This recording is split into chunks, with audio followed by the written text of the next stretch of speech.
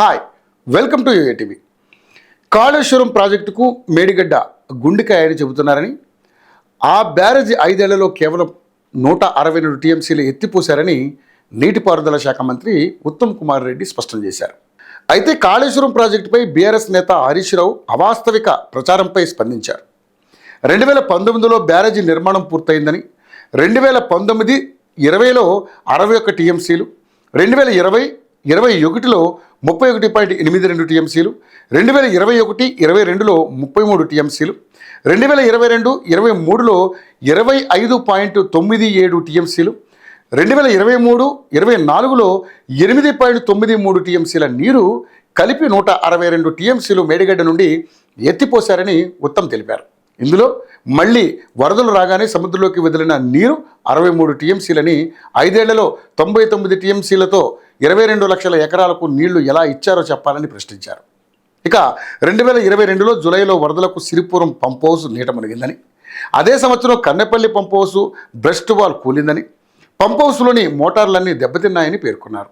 ఆ సంవత్సరం 25 టీఎంసీలు ఎత్తిపోశారని, 2023 అక్టోబర్ 21వ తేదీన మేడిగడ్డ బ్యారేజీ కుంగిందని పేర్కొన్నారు. ప్రాజెక్టు నిర్మాణంలో బీఆర్ఎస్ తీసుకున్న తప్పుడు నిర్ణయాలు, కమిషన్ల కక్కుర్తితో తెలంగాణకు శాశ్వత ఆర్థిక నష్టం జరిగిందని, రాష్ట్ర ప్రజలకు బేషరతుగా క్షమాపణలు చెప్పాలని ఉత్తమ్ కుమార్ రెడ్డి డిమాండ్ చేశారు.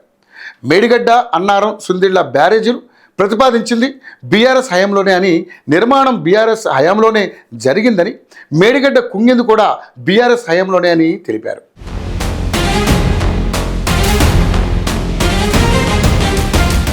ఫరక్కా బ్యారేజీని నీటి మళ్లింపు కోసం కడితే కాళేశ్వరం బ్యారేజీలు నిధుల మళ్లింపు కోసం నిర్మించారని ఆరోపించారు.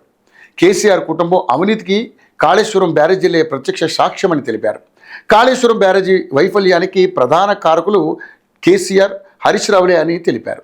తుమ్మిడిహెట్టి నుంచి ఎల్లంపల్లి దాకా నీటిని గ్రావిటీతో తరలించడానికి 100 కిలోమీటర్ల ఓపెన్ కెనాల్ నిర్మాణం జరిగిందని, తుమ్మిడిహెట్టి బ్యారేజీ కడితే 100 కిలోమీటర్ల దాకా గ్రావిటీతో నీళ్లు వచ్చేవి అని ఉత్తమ్ తెలిపారు. ఇక కాళేశ్వరం ఎత్తిపోతల పథకం కాదని, తిప్పిపోతల పథకం అని విమర్శించారు.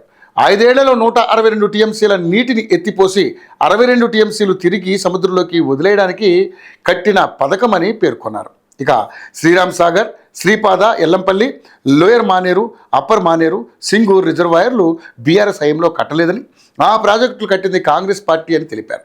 రాష్ట్రం ఏర్పడిన నాటికే ప్రాణహిత చేవెళ్ల ప్రాజెక్టు కింద 6,156 కోట్లను హెచ్చించడం జరిగిందని, అదేవిధంగా 2016 నాటికి 11,679 కోట్ల రూపాయలను వెచ్చించారని తెలిపారు. ఇక తుమ్మిడిహెట్టి వద్ద నీటి లభ్యత లేదని ఏ రోజు కూడా సిడబ్ల్యూసి చెప్పలేదని, అది పచ్చి అబద్ధమని ఉత్తమ్ కుమార్ రెడ్డి స్పష్టం చేశారు. ఇక పైసల కక్కుర్తి కోసం గత కాంగ్రెస్ ప్రభుత్వానికి పేరు రావద్దనే కారణాలతోనే తుమ్మిడిహెట్టి నుంచి మేడిగడ్డకు ప్రాజెక్టును మార్చారని ఆరోపించారు. తుమ్మిడిహెట్టి వద్ద బ్యారేజీ ప్రాజెక్టు 38,000 కోట్ల రూపాయలతో పూర్తయి ఇప్పటికే తుమ్మిడిహెట్టి నుంచి చేవేళ్ల దాకా 17 లక్షల ఎకరాల కొత్త ఆయకట్టుకు నీరు అందేదని తెలిపారు.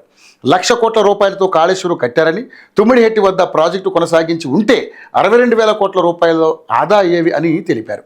వాటితో Palamuru, Rangareddy, Kalwakurthy, Nettempadu, Bhima, SLBC, Dindi, Sitarama project, Devadula project, Indiramma flood flow canal పూర్తయ్యేవని పేర్కొన్నారు.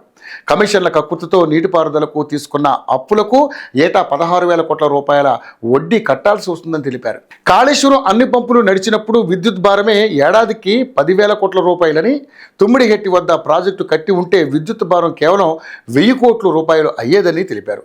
దీనిపై బీఆర్ఎస్ నేతలు ఎలా స్పందిస్తారో చూద్దాం.